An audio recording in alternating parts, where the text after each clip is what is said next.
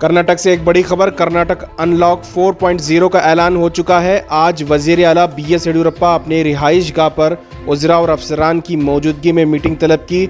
Meeting के बाद इन्होंने अनलॉक 4.0 का ऐलान किया है। अनलॉक 4.0 में हायर एजुकेशन के लिए कॉलेज खोल दिए जा रहे हैं, लेकिन 50% ही इसमें स्ट्रेंथ होगी और साथ ही साथ वैक्सीन का कम से कम एक टीका लेना तलबा के लिए ज़रूरी होगा और साथ ही 50% स्ट्रेंथ के साथ सिनेमा घर भी खोलने का ऐलान किया गया है। अनलॉक 4.0 26 जुलाई से लागू होगा।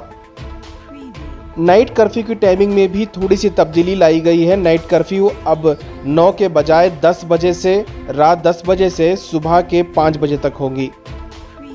लेटेस्ट अपडेट के लिए सलाम टीवी को सब्सक्राइब करें और बेल आइकॉन को दबाकर लगातार अपडेट पाएं।